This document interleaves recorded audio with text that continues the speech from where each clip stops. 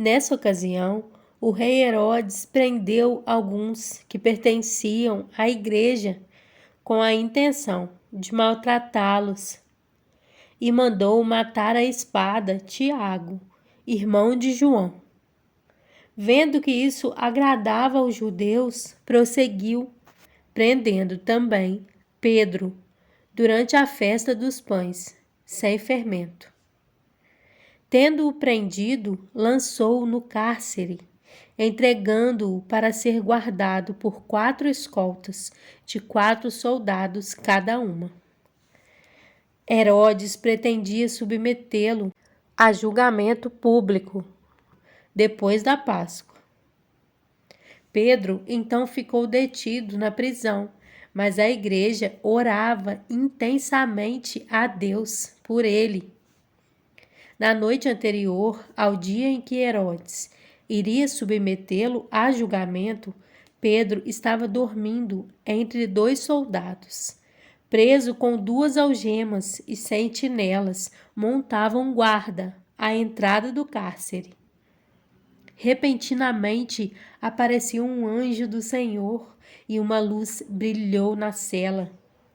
Ele tocou no lado de Pedro e o acordou. "Depressa, levante-se", disse ele. Então as algemas caíram dos punhos de Pedro. O anjo lhe disse: "Vista-se e calce as sandálias." E Pedro assim fez.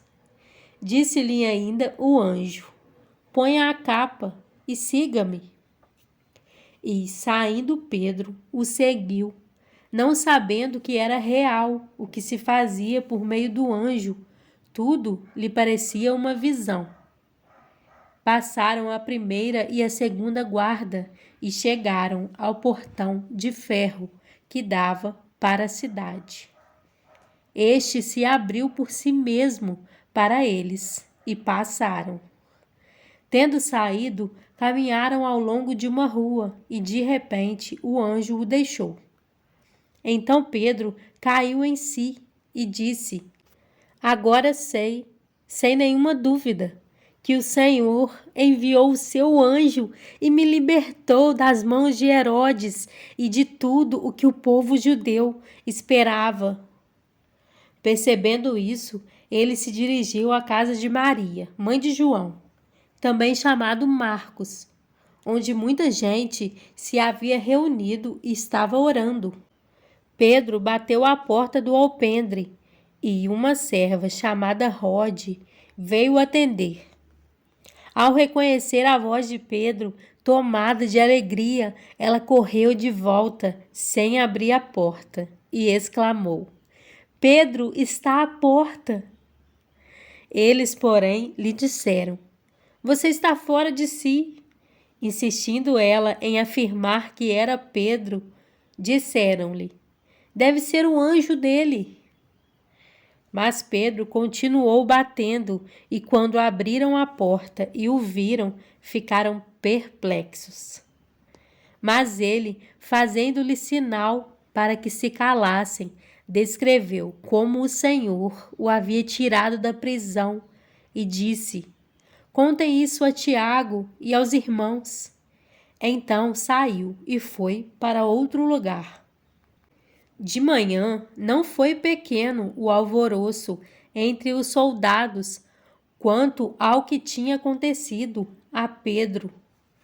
Fazendo uma busca completa e não o encontrando, Herodes fez uma investigação entre os guardas e ordenou que fossem executados.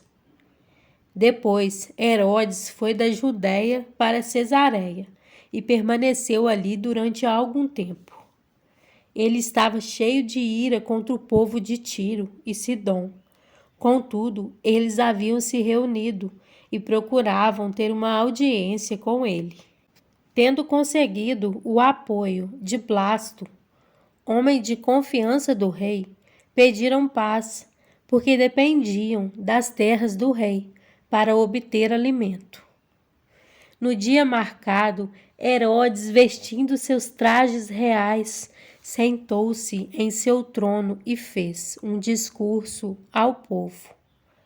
Eles começaram a gritar: é voz de Deus e não de homem. Visto que Herodes não glorificou a Deus, imediatamente um anjo do Senhor o feriu e ele morreu, comido por vermes. Entretanto, a palavra de Deus continuava a crescer e a espalhar-se. Tendo terminado sua missão, Barnabé e Saulo voltaram de Jerusalém, levando consigo João, também chamado Marcos. Em João 14, 21 a 26, diz: quem tem os meus mandamentos e lhes obedece, esse é o que me ama. Aquele que me ama será amado por meu Pai, e eu também o amarei e me revelarei a ele. Disse então Judas, não o Iscariotes: Senhor, mas por que te revelarás a nós e não ao mundo? Respondeu Jesus: se alguém me ama, guardará a minha palavra. Meu Pai o amará. Nós viveremos a ele e faremos nele morada. Aquele que não me ama não guarda as minhas palavras. Estas palavras que vocês estão ouvindo não são minhas, são de meu Pai que me enviou. Tudo isso lhes tenho dito, enquanto ainda estou com vocês. Mas o Conselheiro, o Espírito Santo, que o Pai enviará em meu nome, lhes ensinará todas as coisas e lhes fará lembrar tudo o que eu lhes disse.